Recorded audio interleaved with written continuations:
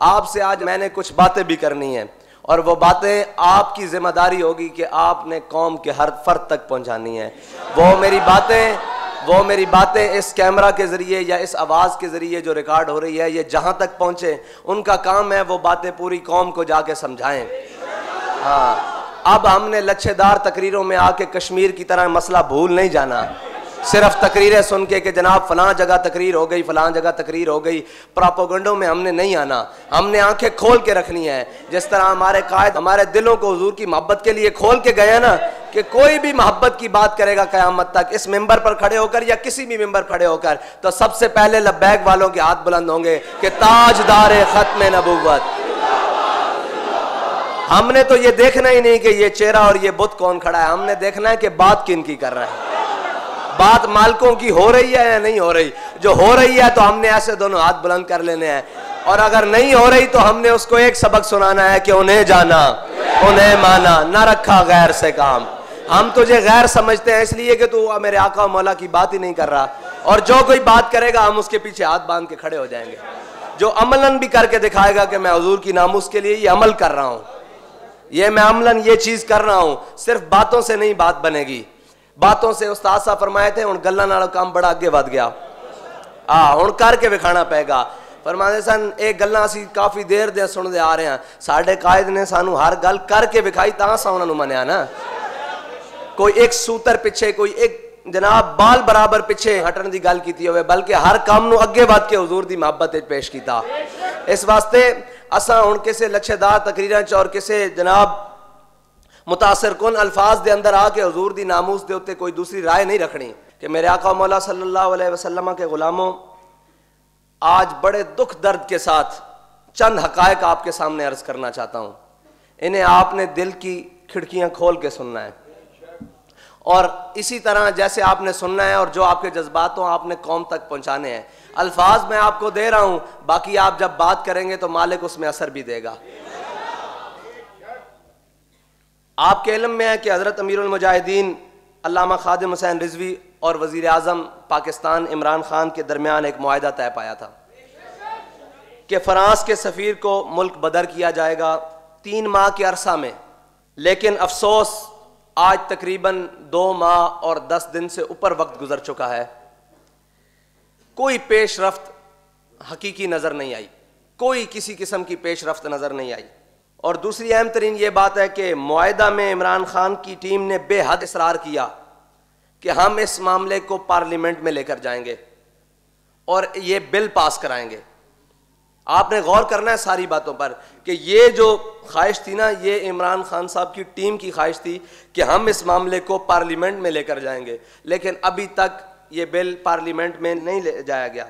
और ये कितने नाअहल हैं जिसमें इनकी अक्सरियत है, और पीटीआई कौमी असम्बली में सफ़ीर को मुल्क बदर करने का अभी तक बिल पेश नहीं कर सकी। और अगर ये बिल आ जाता तो इसके बाद सफ़ीर को मुल्क से रवाना किया जाना था। आपको हैरत और अफसोस इससे भी ज़्यादा अगली बात पर यह होगा कि आप इंतहाई परेशान हो जाएंगे और आपकी सारी बात समझ में आ जाएगी कि अभी तक इमरान खान और उसकी टीम ने वो बिल तैयार ही नहीं किया, यानी कि उसको कागज पर ही नहीं लिखा। आप देख रहे हैं कि ये नामूस रिसालत के मामले में कितने संजीदे हैं। ये मेरा आप तक पैगाम है कि बाद में ये खड़े होकर कोई वक्त आएगा कि आपको समझाएंगे कि जनाब मुल्क का बड़ा नुकसान, और समझाने की वही तकरीरें, वो जो कश्मीर के बारे, कश्मीर देकर बाद में कश्मीर के बारे में तकरीरें की ना, इसी तरह की आपको कराएंगे जनाब मईशत ये वो। उससे पहले मैं आपको सारी बातें बताए चलूँ कि आप किसी के धोखे दजल फरेब में ना आ जाएं और किसी की बातों में ना आ जाएं, क्योंकि उनके पास बड़े वसाइल हैं, बड़े कर्रो-फर हैं और सारे मामलात हैं। कहीं हमारे सादा लो मुसलमानों के दिलों में ये बातें ना डाल दें कि जनाब हम सच्चे हैं, ये गलत राह पर हैं। आपको बता के गए हैं हमारे कायद कि हमारी राह कौन सी है, सबको पता है ना। जिस कौम के वजीर आजम का ये हाल हो कि वो अपनी बात कहकर जो उन्होंने खुद शामिल करवाई उस पर इतनी गैर जिम्मेदारी का सबूत दे, और इस मुल्क के बसने वाले करोड़ों आशिकाने मुस्तफ़ा सल्लल्लाहु अलैहि वसल्लम के जज्बात का एहसास न करे बल्कि उनको मजरू करे। और सच्चे आशिक़े रसूल जिन्हें खुद इन्होंने कहा कि जनाब जो भी था आशिक़े रसूल वो थे, इन्होंने खुद कहा है ना अपने मुंह से माना। अल्लामा खादिम हुसैन रिजवी कायदे मिल्लत इस्लामिया से किए गए वादा से वफा का एहसास ही ना हो, फिर कौम ने ऐसे शख्स को ऊपर मुसल्लत किया हुआ है। बाकी जो मामलात हैं मुल्क के वो हम अभी पसे पुश्त रख रहे हैं। हम आपको एक मुआहदे के ऊपर इनके रवैये बता रहे हैं कि इनके रवैये क्या हैं, ये रवैया कौन सा इख्तियार कर सकते हैं और ये आगे किस मामले में जाएंगे, ये आपको सारी बातें बता दें ताकि कोई जो गैरों की बोली बोले आपको पहले ही पता हो कि ये बातें तो हमारे जहन में थी, हमें बता दिया गया था, ये ना हो आप बाद में कहें कि हम तो बेखबर रह गए। इसलिए मैं पूरी उम्मत मुस्लिमा को और ख़ुसूसन पाकिस्तानियों को ये पैगाम देना चाहता हूँ कि हम आपको इनके तमाम चालों और फरेबों से पहले बाखबर कर देना चाहते हैं।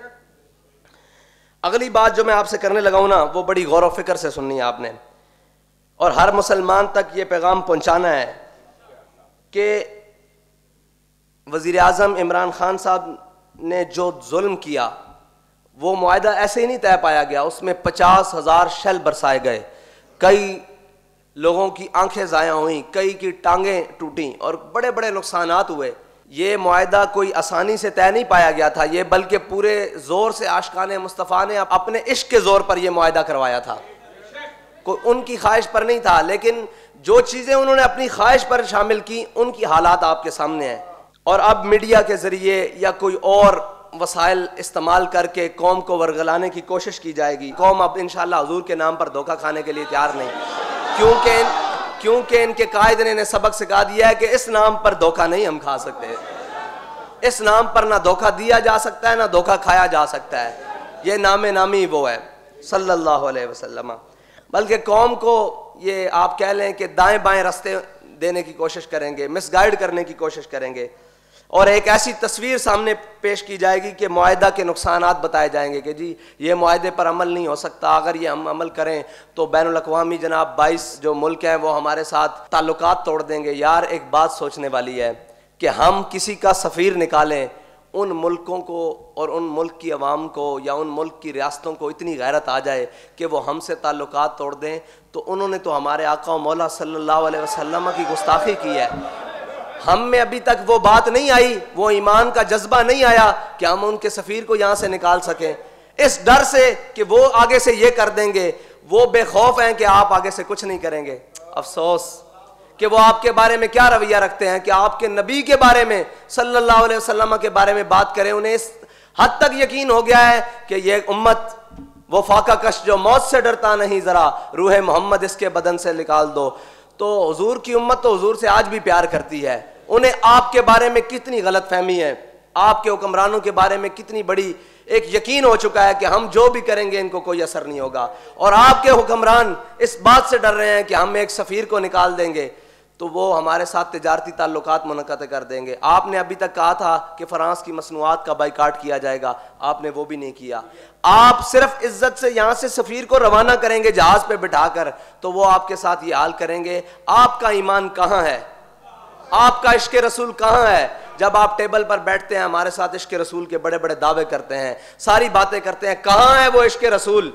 किसके सामने रोएं ये बात, किसको कहें जाकर कि यार वो तो एक सफ़ीर के निकालने पर, इनसे तिजारती ताल्लुकात मुनक़्क़त करने पर तैयार हैं, और ये कहते हैं हमें नुकसान हो जाएगा, और वो हुजूर की नामूस पर हमला करके इस कायनात की सबसे बड़ी दहशतगर्दी करके इस यकीन से बैठे हैं कि ये ऊपर बैठे हैं, ये सफ़ीर निकालेंगे नहीं, ये हमें कोई मुस्बत और मजबूत जवाब नहीं देंगे। ये कहते हैं आए जी हम आपको बड़ी पिक्चर में ले जाते हैं। बड़ी पिक्चर तो हमारे कायद बता कर गए हैं, उनका इलाज ये था कि उनके साथ जिहाद का ऐलान किया जाए। हमारे कायद ने कहा था हम छोटा मुतालबा कर रहे हैं, बड़ा मुतालबा तो हमारा ये था कि इनके साथ जिहाद का ऐलान करो, लेकिन आप तो छोटी पिक्चर में भी नाकाम हो गए, और बिल्कुल नाकाम हो गए, चारों शानों से चित हो गए। आप सोचें कि हमने जिनको मुसल्लत करके अपने मुल्क के ऊपर रखा हुआ है और उनके बारे में कुफर को कितना यकीन है कि ये हमारे वफादार हैं, अपने आका और मौला के वफादार नहीं है। अगर हम अपने आका मौला सल्लल्लाहु अलैहि वसल्लम के वफादार होते तो क्या ये सिर्फ तहरीक लब्बैक के कहने पर और उसके एहतजाज करने पर सफ़ीर की बात करते हैं, बल्कि हम तो घरों में बैठे होते, ये पहले ये काम कर चुके होते। हमारा इनसे मुतालबा अगला होता कि यार इनके साथ कोई अमली इक़दामात करो, इनका नातका बंद करो, इनके साथ कोई शहाबुद्दीन मोहम्मद गौरी वाला काम करो, कोई सुल्तान सलाहुद्दीन अयूबी वाला काम करो, कोई अहमद शाह अब्दाली वाला काम करो, कोई जनाब महमूद गजनवी वाला काम करो, लेकिन हम तो उससे नीचे वाले मुतालबे पर भी ये इतने गैर संजीदा कि सोचा भी नहीं जा सकता। मेरे रब ने ये दुनिया बनाई अपने हबीब के नाम पर है, और उनके साथ वफा कर कर तो देखो।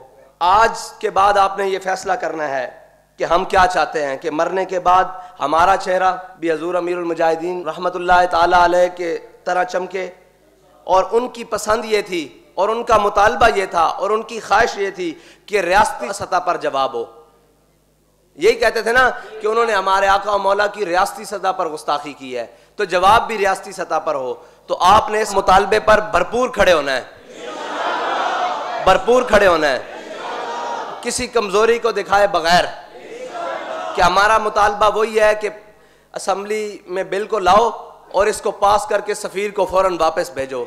अगर नहीं लाना बिल तो वो भी तुम्हारी मर्जी है, इस सफीर को मुल्क बदर करो। दूसरा मुतालबा यह है कि फ्रांस की मसनूआत का बाइकाट किया जाए। ये हमारे सादे से सीधे सीधे मुतालबे हैं, और आपने अपना ईमान मजबूत रखना है और किसी वर्गलाने वाले के बहकावे में नहीं आना, धोखे में नहीं आना। और इस वतन के बुजुर्गों, दोस्तों और भाइयों और माओ बहनों से ये दरख्वास्त है कि आपको ये किसी भी सतह पर, किसी भी चैनल पर, कहीं भी आकर ये इस मुआहदे के नुकसानात बताएं, इनकी बात नहीं सुननी। अगर आपके दिल में कहीं कोई ज़रा सी बात आ भी जाए ना, तो 5 मिनट का कोई क्लिप निकाल कर अमीरुल मुजाहिदीन की बात सुन लेना। और मुझे पूरा यकीन है इस वतन पाकिस्तान में रहने वाले आशिकान रसूल से कि आप वो किसी बहकावे में नहीं आएंगे। और अगर कोई बात इनकी समझ ना आए और ये कोई ऐसी बातें कर दें, तो फिर आपने 5 मिनट का वो क्लिप सुनना है, फिर आपको यकीन हो जाएगा कि सच्चा कौन है और झूठा कौन है। और हमें ना बुलाया जाए मीडिया पर। अगर हमारा मौक़िफ़ सुनना है तो अमीरुल मुजाहिदीन की बातें वो सुन रखें आप, वही हमारा मौक़िफ़ है, कोई तब्दील नहीं है। अगर हमारा मौक़िफ़ सुनना है तो वो जो अमीरुल मुजाहिदीन ने आखिरी तकरीर की है, वो जो फ्रांस के सफ़ीर के बारे में बात की है, आज भी हमारा वही मौक़िफ़ है। हमारा कोई नया मौक़िफ़ नहीं है, बिल्कुल वही मौक़िफ़ है।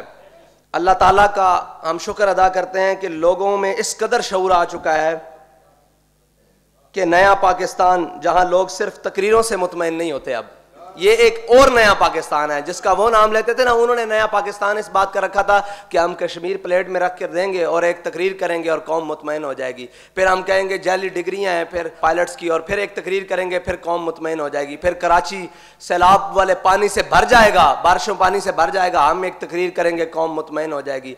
फिर जनाब आटे का बहरान आएगा, हम एक तकरीर करेंगे, कौम मुतमईन हो जाएगी। लेकिन ये जो मामला है ना नामूस रिसालत का, इससे आपकी झूठी तकरीरों से कौम मुतमईन होने वाली नहीं। आपको अमली इक़दामात करने पड़ेंगे और आपको हर सूरत अमली इक़दामात करने पड़ेंगे। और आपकी इन अच्छी अच्छी बातें और अच्छी अच्छी तकरीरों को कौम क्या करे कि अब तकरीबन 2.5 साल गुजर चुके हैं, किसी एक अच्छी बात पर भी अमल नहीं हुआ, और उस एक आपकी अच्छी बात का भी कौम को कोई फ़ायदा नहीं हुआ, किसी किस्म का कोई फ़ायदा नहीं हुआ। ये अंडे मुर्गियों से चलते चलते अब हवाई जहाज़ भी बंद करा बैठे हैं। और उसके बाद जनाब वो F9 इस्लामाबाद में इन्होंने पार्क जिसमें बच्चे खेला करते हैं, उन पार्कों को गिरवी रख कर उसके एवज़ डॉलर ले रहे हैं। और मैं आपको ये बता दूं कि हमारे कायद फरमाया करते थे कि हज़रत यूसुफ़ अलैहिस्सलाम की कीमत लगी थी बाज़ार मिस्र में, तो रब ने जब तक पूरी कौम को हज़रत यूसुफ़ अलैहिस्सलाम के हाथ में बेच नहीं ना दिया था, तब तक अल्लाह ताला ने माफ़ नहीं फरमाया था। आप ये देख लें कि आपके बच्चों के खेलने वाले मैदानों तक बातें आ चुकी हैं, और ये ना हो कि हम हुजूर की नामूस पर कोई मुदानत इख्तियार कर ले कौम, तो फिर आपके बच्चों के फीडरों के एवज़ भी ये पैसे लेने शुरू कर दें। हाँ, उस वक्त से डरें। इसलिए हम उस वक्त से डरने के लिए और उस वक्त से बचने के लिए हुजूर की नामूस पर पहरा दे रहे हैं। डरें उस वक्त से कि जब आपके बच्चे का फीडर आपके हाथ में हो और इसके एवज़ भी ये कुछ ले रहे हो अपनी अयाशियों के लिए। कौम को तो कुछ नहीं दिया, बिल्कुल कौम को क्या दिया है? कौम ने इस बात के ऊपर खड़े होना है। जो बातें आपसे कर रहे हैं या आपने आगे भी मिनवान इसी तरह पहुंचानी है, और जो आपसे सवाल करे आपने इन्हीं बातों में से उनको जवाब देना है, और अपने आप को बेदार रखना है, किसी के बहकावे में नहीं आना। और बस जो अल्लाह ताला ने अमीरुल मुजाहिदीन के जनाजे पर जो नूर की बरसात की, हम उसी के साथ खड़े हैं। और अपनी आखिरत संवारने के लिए वज़ीर आज़म ने अमीरुल मुजाहिदीन के साथ जो वादा किया है उसको पूरा करने के लिए हम हर मुमकिन कोशिश हद तक जाएंगे इंशाअल्लाह। उसके लिए जो भी हमें करना पड़ा, जो कुर्बानी देनी पड़ेगी, जो कुछ भी करना पड़ा, इंशाअल्लाह उस हद तक जाएंगे। और हुजूर सल्लल्लाहु अलैहि वसल्लम, आखिरी बात इनके लिए कि आप हुजूर सैयद आलम सल्लल्लाहु अलैहि वसल्लम से वफा करके तो देखें। आज तक की नहीं आपने सारी दुनिया की सारी चीज़ें मानी। कोई आपको रिसर्चर आ गया, कोई आपको जनाब डॉक्टर आ गया, कोई आपको यूट्यूबर ने आके कोई बातें की और आपने वो मान ली। हमारी भी एक बात माने, अपने आका से वफा करके तो देखें, आपकी ये सीटें भी पक्की हो जाएंगी। अगर आपने अपने आका और मौला सल्लल्लाहु अलैहि वसल्लम से वफा की और अगर आप दूसरे रास्ते की तरफ गए तो फिर यह याद रखिएगा कि अल्लाह ताला ज़्यादा देर जालिमों को ढील नहीं देता। फिर आप अपनी जो इक़्तिदार है ना उसमें आखिरी कील यही ठोंकेंगे कि हुजूर की नामूस से गद्दारी करेंगे और हुजूर के ग़ुलामों के साथ वादा खिलाफी करेंगे और इन पर जुल्म की तरफ निकलेंगे। फिर देखिएगा रब आपके साथ क्या करता है। फिर वो मेरे मालिक को गवारा ही नहीं है।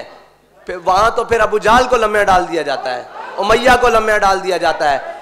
साथ फरमाते थे ना ग़ज़वा बदर वाले दिन, उमैया को उसकी बीवी ने कहा कि ना जाना, मैंने ख्वाब देखा है तुम नहीं बचोगे। उसने कहा मैं बस ये आगे पड़ाव तक जा रहा हूँ, लश्कर को रवाना करके आऊँगा। हमारे कायद फरमाते थे कि हदीस की किताबों में है, फरिश्ते उसे उमैया को धक्का देते हुए ना मैदान बदर में ले आए। जब मैदान बदर में उसने गुड़ बनते देखा ना तो फिर वो भागा। फिर हजरत बिलाल ने आवाज लगाई, फरमाया जा उमैया हलका बिलाल। फरमाया जे आज उमैया बच गया ना तो बिलाल नहीं बचता। अते एक गल कर दईए तुहानू कि जे तुसा नामूसे रिसालत उत्ते गद्दारी कर दी ते तुसी भी नहीं बचते, कोई भी नहीं बचेगा। फिर तुहाडे इक़्तिदार शिदार कुर्सियां सारियां लपेट दित्तियां जाणगियां। इस वास्ते अपने आका और मौला नाल वफा करो। साढ़े कोलों कोई अच्छे अल्फाज की तवक्को रख दो, साढ़े कोल कोई अच्छी अच्छाई की उम्मीद रख दो, इन पाकिस्तानियों को हुजूर दे आशिकां कोल कोई अच्छाई की उम्मीद रख दो तो हुजूर नाल वफा करो। यारा ये तुहाडा हक बनदा, जिन्होंने इन्होंने वोट दिते वो भी तो जाओ ना। हुण सिर्फ नालियां वास्ते वोट दिते सन, ना तब्दीली आई, ना नालियां बनिया, ना रोड बने, ना जनाब गवर्नर हाउस स्कूल बने, ना ईवान सदर जनाब वो बने। मज्जां कट्टे बेच के दोबारा नवीं गड्डियां खरीद लियां गईयां, पुरानियां बेच के। ये तो एक इतनी दास्तान है परेशानी दी जिसनू बंदा बयान करदे भी शर्मिंदा होंदा कि अपने जिसम तो ही कपड़े लाने ना, मुल्क तो साडा मुड़ के इन्हां दा तां नहीं। इन्हां ने तो जनाब इत्थे लुटना तो फिर बाहर जाके बह जाना। बैठे नहीं होए, पहले भी देखो बैठे नहीं होए लुट के, और इन्हें भी इस तरह करना है ना लुट के। हुण तुहाडे कोल आखिरी मौका कि तुसी हुजूर सैयद आलम सल्लल्लाहु अलैहि वसल्लम दी नामूस दे उत्ते खड़े हो जाओ, पहरा दिओ ते तुसी फिर इंशाअल्लाह देखो तुहाडे वास्ते 12 लगदियां। ये कुर्सियां शाही कोई नहीं, पक्कियां तुहाडियां मोहरां लग जाणगियां। तुसी हुजूर दे नाल वफा करो, फिर ये कौम भी तुहाडे नाल वफादार हो जाएगी कि अपने आका और मौला सल्लल्लाहु अलैहि वसल्लम नाल वफादारी करो। उम्मीद है कि जो मैंने बातें आपसे की हैं वो बातें आप अपने दिल की खिड़कियों खोल के सुनी होंगी और यही बातें आप कौम तक पैगाम पहुंचाएंगे कि हमने किसी के बहकावे में नहीं आना। कोई कहे कि हम दरमियानी रास्ता निकालेंगे, बाबा यही दरमियानी है जो आपको बताया है। इंतहा वाला रास्ता हमारे कायद हमें बता के गए हैं जो आपने करना था। आप सब कुछ दे चुके हैं, इज्जत तो ना दें, नामूसे रिसालत पर सौदा तो ना करें। और अगर आप इस पर पैरा दे गए इंशाअल्लाह ये सारी चीज़ें वापस लौट आएंगी, क्योंकि हमारे कायद हमें सबक पढ़ा कर गए हैं कि मेरे हाथ में था जब तक मेरे मुस्तफ़ा का दामन। वो दामन मुस्तफ़ा थाम लें, सारी कौम थाम ले और हमारे जिम्मेदारान भी थाम लें, हुक्मरान भी थाम लें कि मेरे हाथ में था जब तक मेरे मुस्तफ़ा का दामन, मेरे पाँव चूमती थी यही गर्दश ज़माना।